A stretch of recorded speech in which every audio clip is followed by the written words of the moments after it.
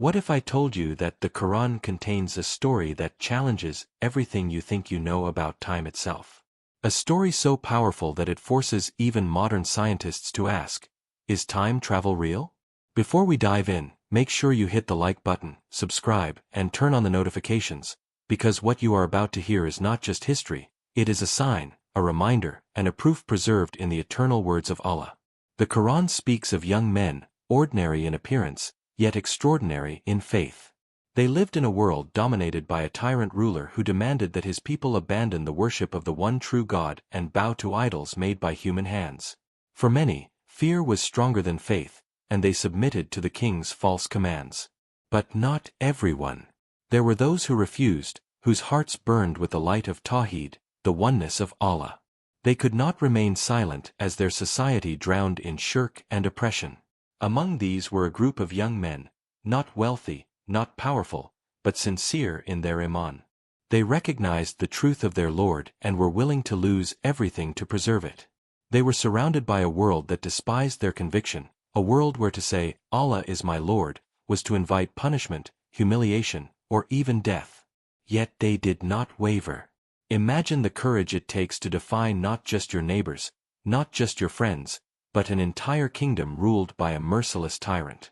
Their hearts whispered what their tongues eventually declared. Our Lord is the Lord of the heavens and the earth.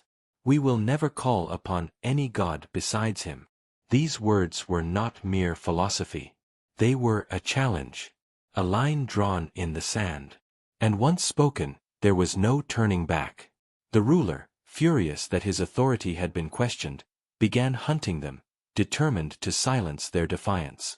In those tense days, every step they took was watched, every whisper carried danger.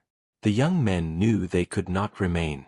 To survive meant to compromise their faith, and for them, there was no survival without Iman. So, under the cloak of secrecy, with hearts heavy but determined, they made their decision.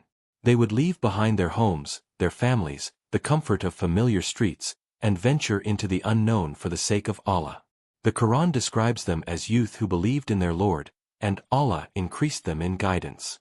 With every step away from the city, they carried not gold, nor weapons, but certainty in their Creator. The path was harsh. Rocky terrain tore at their sandals, the sun scorched their backs, and yet a strange calm guided them forward. Each one silently made dua, their lips moving in hushed pleas. O our Lord, grant us from yourself mercy and prepare for us in this affair a right path.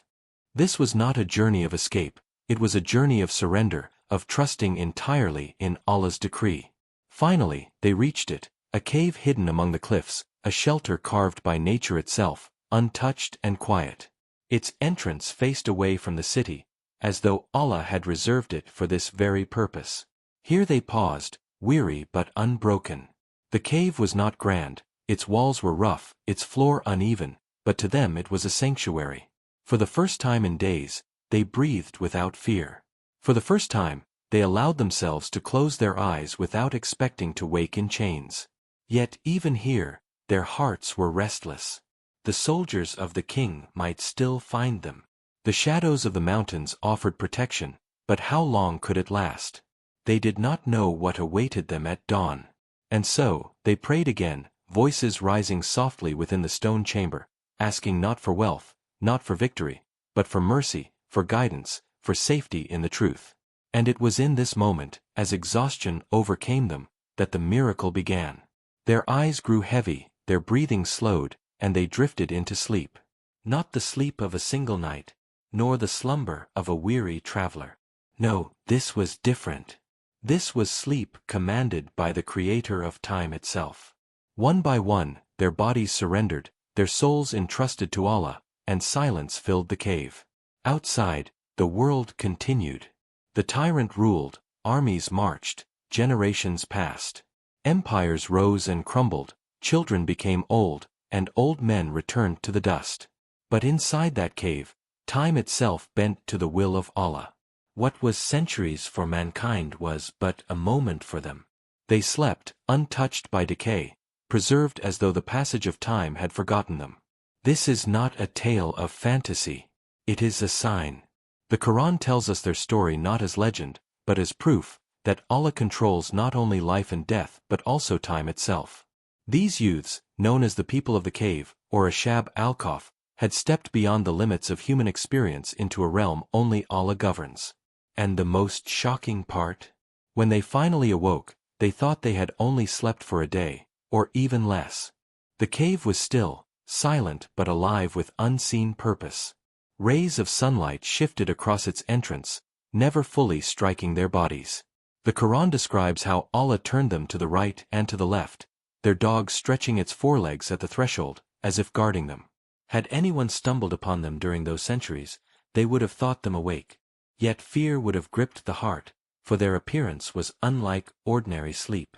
Allah Himself preserved them, not only from decay but from discovery. Outside, the seasons turned. Leaves fell, snow melted, rivers swelled, and kingdoms rose and fell like sandcastles before the tide. The names of rulers faded into dust, their monuments eroded by time, but within the dark shelter of that cave, these young believers lay untouched, their story written not by men but by the command of the Almighty. But to truly grasp the magnitude of this miracle, imagine it. The people who had once threatened them, the king who had sought to extinguish their faith, gone. Entire dynasties forgotten. Markets rebuilt, cities redesigned, languages shifted, and yet their bodies remained, waiting. For them, it was not centuries. It was not long nights and endless winters.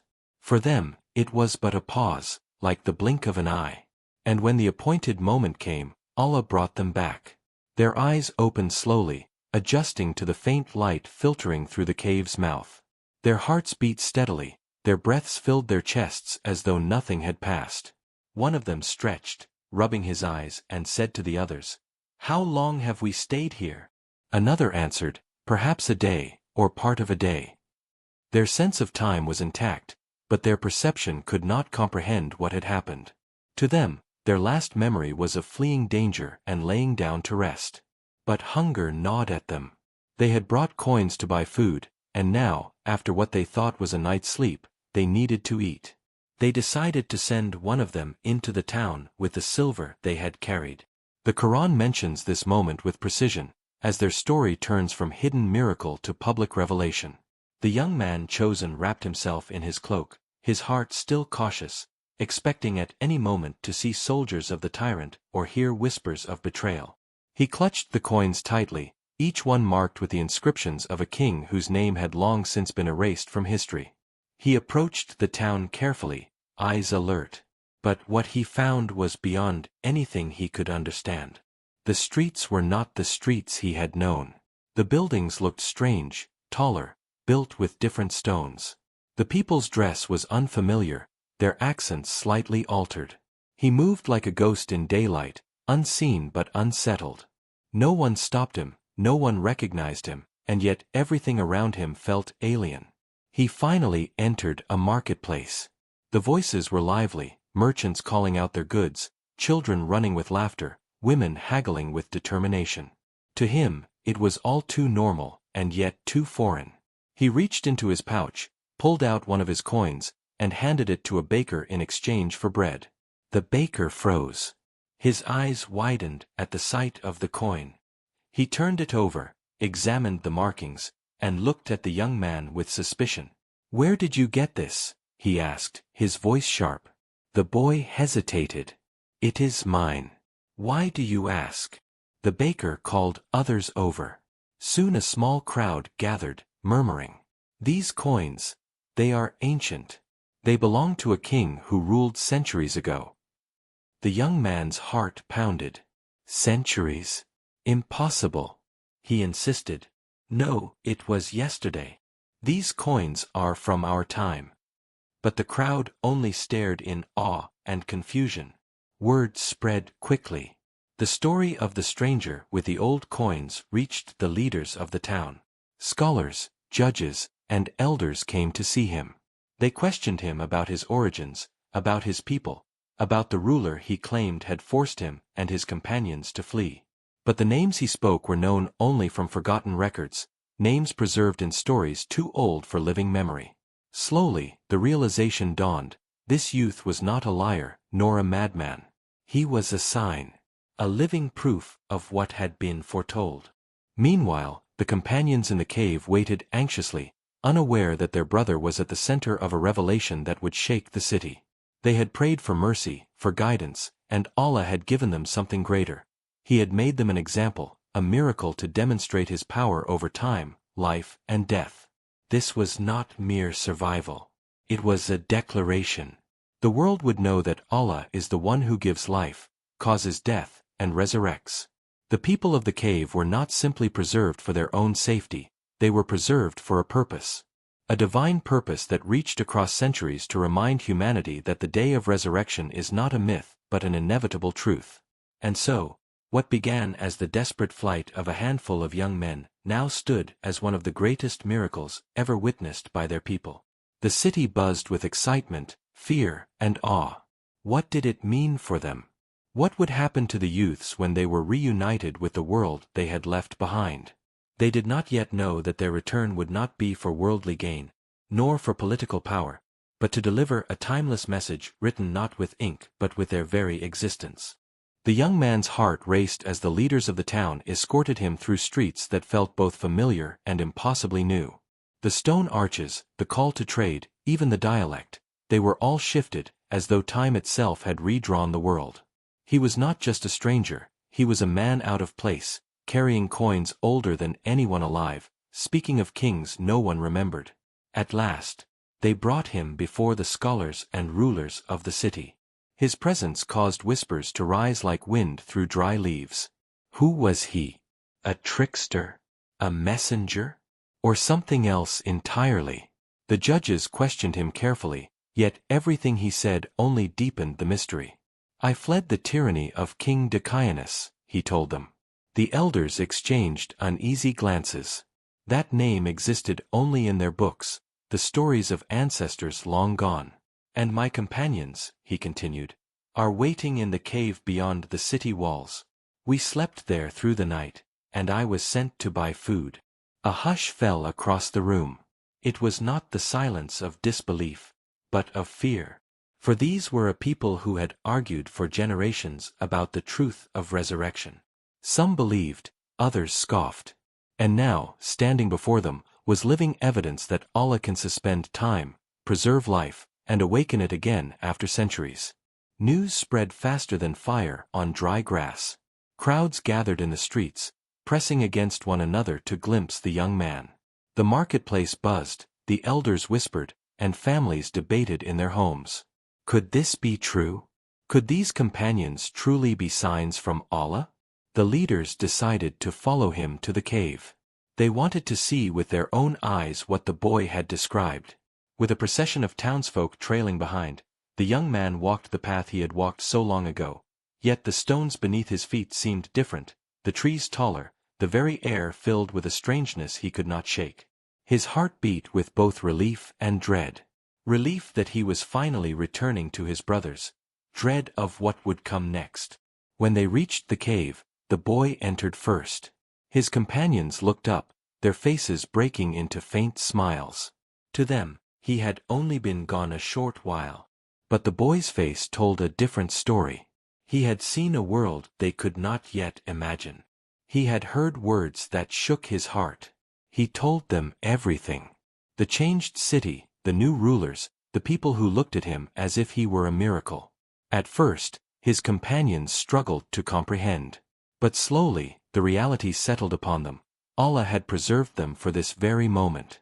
Their exile was not only a refuge, it was a sign for all who doubted the power of resurrection. The people outside waited anxiously, their voices echoing like waves against stone.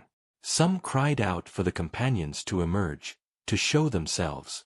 Others demanded proof, a sign that this was not trickery. The companions looked at one another, their hearts steady now with certainty. They had no need to argue, no need to defend themselves. Their existence was proof enough. They realized that Allah had chosen them to demonstrate what no scholar's debate and no philosopher's words could prove, that Allah brings life after death, that the resurrection is real, and that time is His to command. But they also knew this truth came with weight. The Qur'an describes how they were discovered and made into a lesson, not for their own fame but for Allah's glory. Their role was not to become leaders of a new age, not to enjoy worldly honor, but to remain a reminder. The people pressed closer to the cave, desperate to see them.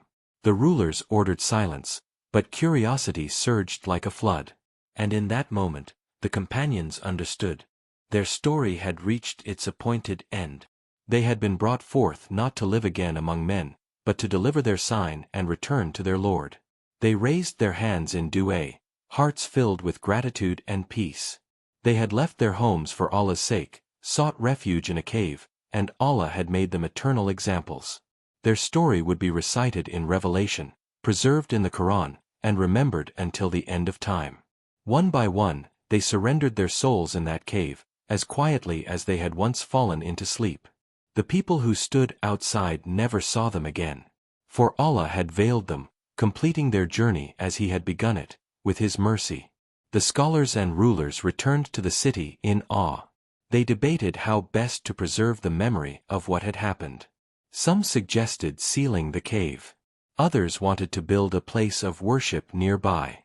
But all agreed, this was no ordinary story. This was an ayah, a sign, written not with ink but with the very fabric of time itself. And so, the story of the people of the cave became a living reminder.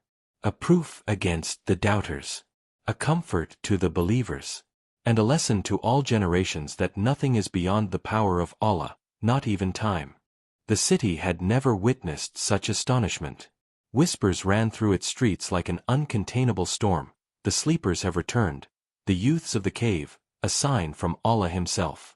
Families gathered in doorways, merchants abandoned their stalls, and scholars dusted off their books, searching desperately for records of King Dicaianus and the persecution that had once plagued their ancestors.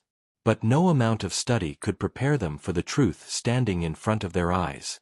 The young men, thought lost to history, had awakened untouched, as though they had merely dozed after midday prayer.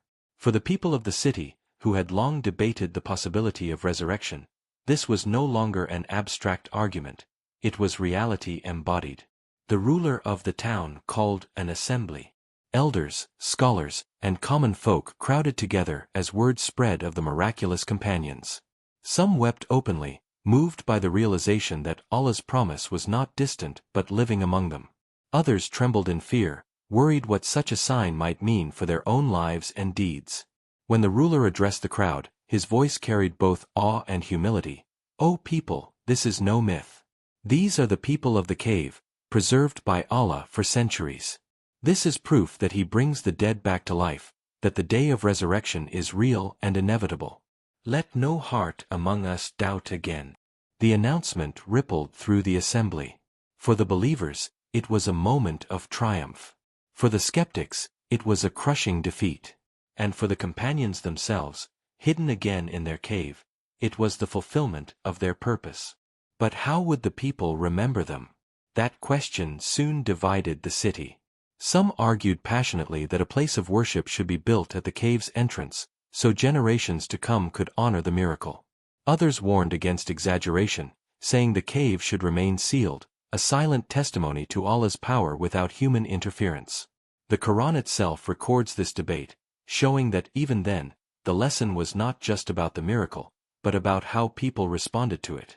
For what mattered was not stones or monuments, but the message, "Do not doubt the power of Allah." Meanwhile, scholars reflected on the extraordinary detail of the event. How Allah had preserved their bodies, how the sun had bent its course so that light entered the cave without harming them, how their dog remained at the threshold as a silent guardian. These were not random coincidences. They were divine arrangements, each one a thread woven into the fabric of the miracle. And the people wondered, why had Allah chosen these youths? They were not kings. They were not men of great worldly influence. They were ordinary in stature, yet extraordinary in faith. It was precisely their sincerity, their willingness to sacrifice everything for the truth, that elevated them. Their example reminded all that Allah does not look at wealth or power, but at hearts and deeds. The story of Ashab al-Kahf spread far beyond the city. Travelers carried it to distant lands, where it became part of the legacy of revelation, eventually preserved forever in the Qur'an. It was told not as a legend, but as an ayah, a divine sign. and in its telling, countless hearts found reassurance. For every believer who feared persecution, the story declared, "Hold firm, for Allah protects those who trust in Him." For every skeptic who denied resurrection, it shouted, "Here is proof, undeniable and clear." For every heart uncertain about Allah's control over time, it whispered, "The one who created time can bend it at His will." Generations later, when the Qur'an was revealed to the Prophet Muhammad, the people of Mecca asked him questions meant to test him. Among them, "Tell us about the people of the cave." And Allah revealed Surah al-Kahf, detailing their story with precision, a timeless answer to both believers and doubters. Thus, the miracle of the cave did not end with the companions themselves. It became part of divine scripture, recited by millions of tongues until the day of judgment. The youths who once hid in fear from a tyrant became eternal teachers, their story a beacon of hope, warning, and proof. And still, one truth remained clear. This was not a tale for entertainment, nor a myth for storytelling. It was a sign, an ayah, that Allah alone holds mastery over time, life, and death. The story of Ashab al-Kahf does not end with their awakening, nor with the astonishment of the city. It ends with something far greater, a timeless lesson written into Revelation, a reminder that outlives kings, dynasties, and empires. When the companions realized the truth, that Allah had preserved them for centuries, that their lives had become a sign for the world, they did not cling to the earth or seek fame. They did not try to lead armies, claim wealth, or carve their names into stone. Instead, they returned their matter entirely to Allah, just as they had the day they first left their homes. Inside the cave, after recounting their story, they turned to prayer. Their hearts were calm. They had been chosen for something no human could design, to demonstrate Allah's mastery over time and to silence the doubts of those who denied resurrection. Their mission was complete. Their souls, filled with contentment, were taken by their Lord. The Qur'an does not detail every moment, but it makes clear, Allah's mercy surrounded them from beginning to end. For the people of the city, their departure was as meaningful as their awakening. Some wanted to immortalize the cave with structures. Others debated how best to preserve the memory. Yet the Qur'an redirects the focus, not on monuments or rituals, but on the message itself. The sleepers were not preserved so humans could glorify them. They were preserved so humans could glorify Allah. And so, their story was written into the eternal Qur'an, Surah al-Kahf, to be recited every Friday by believers around the world. Each recitation is a renewal of their message, that true success lies in steadfast faith, that Allah's power knows no bounds, and that the resurrection is certain. Think of what this means. These young men lived in a time when proclaiming, "Allah is my Lord," was a death sentence. Yet they chose faith over fear, truth over comfort.